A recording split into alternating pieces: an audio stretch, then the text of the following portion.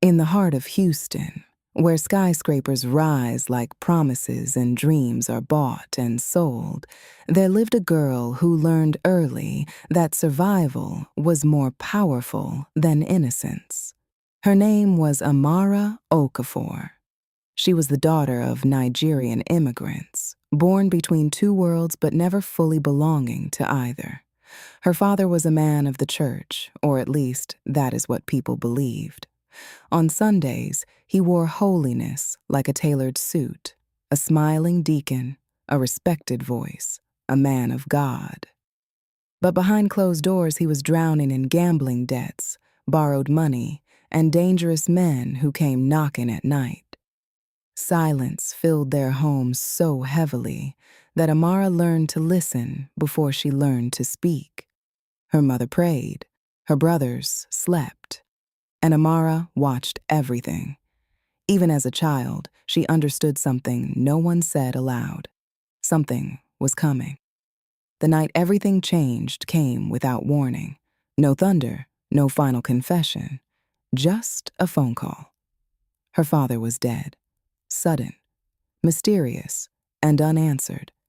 With his death, the illusion collapsed. Debt collectors arrived faster than mourners. Banks froze accounts. The church stopped calling. And the home that once carried the scent of Sunday meals and hymns became silent, then empty, then gone. Amara, her mother, and her younger brothers were evicted within weeks, from grace to pavement, from prayer to survival. They became homeless in Houston, sleeping in shelters where the lights never fully turned off, and children learned to sleep with one eye open. In that world, Amara stopped being just a daughter. She became a shield. She learned quickly that people do not underestimate you because you are weak, but because it is convenient. And Amara Okafor stopped being convenient. Years passed like bruises that never fully healed. She worked jobs no one stayed in long enough to remember. Cleaning offices at 4 a.m, delivering food at night, studying in stolen hours between exhaustion. While she moved through the margins of survival, she observed power from a distance. Men in suits speaking about oil, gas, and energy as though they were speaking about control itself, about freedom, about the world. And she made a decision that changed everything. She would never be powerless again. Against all odds, she entered the energy industry, a world dominated by men who interrupted her before she finished speaking, who smiled at her ideas as if they were mistakes, who assumed she was there to observe, not to lead. But Amara did not ask for permission. She studied pipelines, grids, extraction systems, and global markets until she became something rare in that room, someone dangerous without raising her voice. Then came the discovery that shifted everything. A discarded geological report from Nigeria, a forgotten region dismissed as worthless.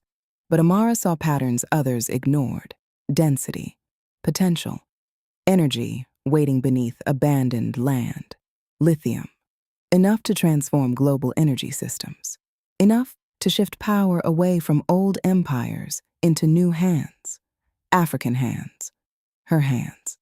She returned to Nigeria not as a daughter of the Diaspora, but as a force entering systems that had long decided who belonged. But the land was not empty. It was controlled by politicians who had already divided its future, by corporations that moved like invisible governments, by men who did not believe a woman like her belonged in rooms like theirs. She was warned, quietly, repeatedly, sometimes violently, but she did not retreat. She built alliances in silence, negotiated in shadows, and learned quickly that in the highest corridors of power, truth was not enough. You needed leverage. Her company grew faster than predictions. Investors called her revolutionary. Competitors called her a threat. Governments called her unstable. The world called her something else entirely. Lithium became her kingdom. Energy became her weapon. Legacy became her obsession. But power does not only elevate, it isolates, it distorts, it reveals. The people around her began to change. A trusted advisor leaked information. A business partner disappeared with millions. A childhood friend reappeared with intentions she could not fully read. And then the past returned. Her father's debts were not just financial. They were connected to networks that still existed. Networks that now circled her empire like vultures recognizing familiar bloodlines. The same forces that once silenced her father were now watching her. And beneath the corporate battles and global expansion, something more personal surfaced. A family secret her mother had never spoken aloud. A truth that suggested her father's life was not what it seemed, and neither was his death. Then everything began to collapse. A regulatory investigation, a hostile acquisition, a coordinated media attack. One by one, the pillars of her empire started to shake. Then came the evidence, documents linking her operations to illegal resource laundering across borders she had never knowingly crossed. Her name filled headlines. Allies disappeared. The world that once celebrated her began to turn. And the final betrayal came from inside her closest circle. Someone she trusted. Someone she protected. Someone who knew exactly how to dismantle everything she had built. Her empire fractured. Investors fled. Governments moved in. And for the first time since childhood, Amara was powerless again. In the silence of a glass tower overlooking Lagos, she faced a truth she could not negotiate with. Everything she had built, everything she had become, now demanded a choice. She could fight to destroy her enemies, or she could disappear and survive. But she remembered something deeper than ambition. Her father's smile on Sundays, the debts hidden behind prayer, the illusion that shaped her life. And she finally understood the question that had followed her since childhood. Was power meant to protect you, or to reveal who you become when you have it?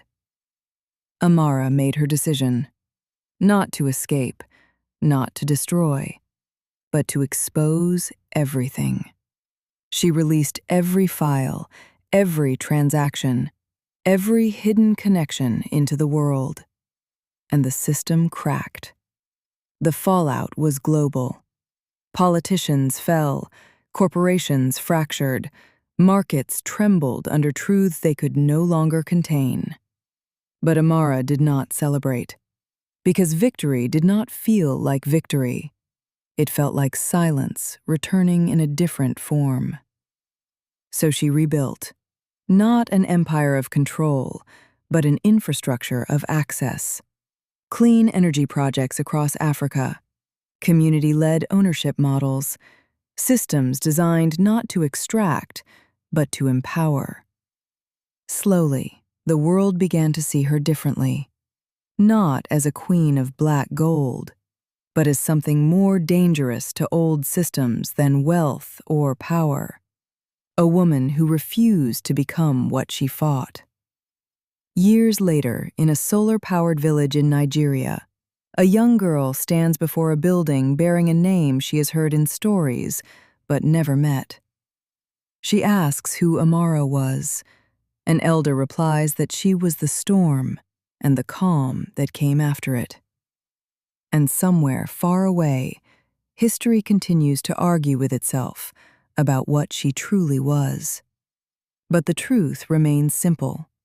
Power does not change people. It reveals who they are willing to become to survive it.